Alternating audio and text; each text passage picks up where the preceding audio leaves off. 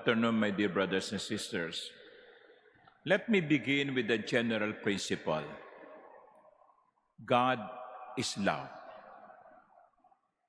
And God wants what is best for us. We begin with that. Ang Diyos ay pag-ibig at ang tanging gusto ng Diyos ay ang kabutihan natin. Even our prayers are answered depending on whether what we are being praying for will be good for us or not. I think that is also very good to remember.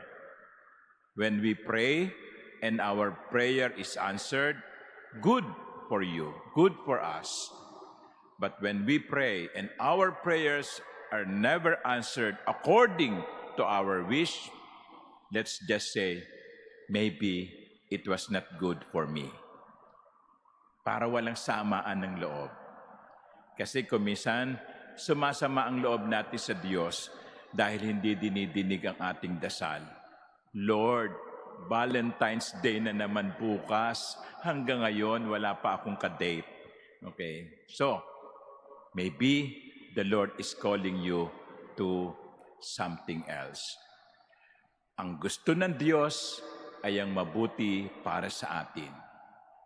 No father, God is a father, and normally, no father will wish ill for his son or his daughter. But the question is, does God punish? If God is love, does He punish?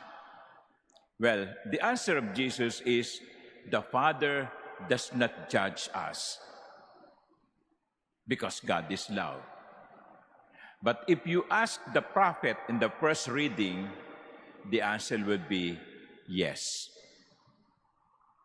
In a very interesting first reading, the prophet Ahijah, the Silonite, presented Jeroboam with a symbol.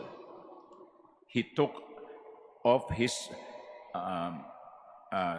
new cloak, tore it into 12 pieces, and said to Jeroboam, the 10, take them. Only the 2 will remain with me. Now that is very symbolic because Solomon has already died. And because of the infidelity of Solomon, which we heard in the first reading yesterday, God, according to the book of the first book of Kings, Solomon's kingdom will be divided because Solomon has not been faithful to the Lord. Solomon is divided in himself. Hindi total ang kanyang fidelity sa Panginoon. At bilang parusa, si Solomon, matapos na siya mamatay, ay mahahati ang kanyang kaharian.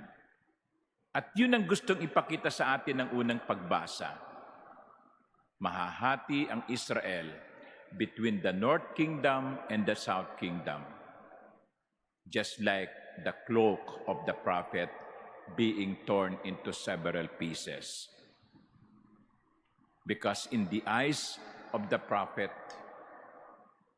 Solomon will be punished because of his infidelity. Not during his time, but during the time of his children, when he had already passed away. Kaya, sa mata ng isang propeta, ang mangyayari sa kaharian ng Israel ay parusa ng Diyos. Pero kung iisipin natin, talaga bang ang Diyos ang nagparusa?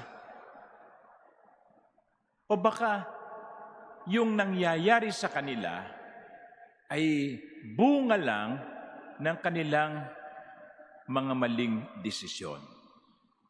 Because sometimes it is very easy for us to blame God when something bad happens to us, happens to our loved ones, happens to other people. Pinarusahan ka ng Diyos. Tama ba naman yon? Kung yung ginawa mo ay nagbunga ng masama, bakit mo ito ipapasa sa Diyos? Sinasabihan ka ng doktor, mag-diet ka. No? Sinasabihan ka ng doktor, mataas ang kolesterol mo, bawasan mo ang pagkain ng karne. Pero hindi ka nakikinig. Pagkatapos na-stroke ka, sasabihin mo, pinarurusahan ako ng Diyos. Anong kinalaman ng Diyos doon? Ikaw ang gumawa ng mga desisyong mali. Sa buhay natin, marami tayong mga desisyong hindi tama, masama. Kaya kung ito'y magbunga ng masama, walang ibang pwedeng sisihin kundi ang sarili natin. Because I will go back to the first principle, the general principle. God is love. And God will always will only look for what is best for us. If bad things happen to us, others may be blamed, but not necessarily God. Kasi dito itinuturo sa atin, hindi tayo pwedeng tumalikod sa Diyos.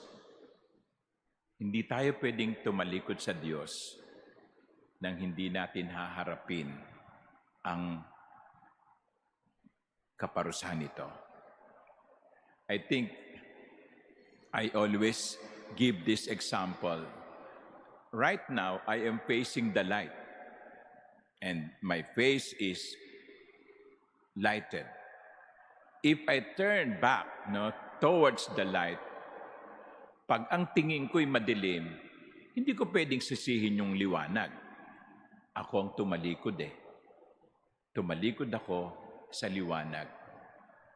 Kapag tumalikod tayo sa Diyos at hindi maganda ang nangyari sa atin, hindi natin pwedeng sisihin ng Diyos. Tayo ang nagdesisyon na lumayo sa Diyos. Yan ang ginawa ni Solomon.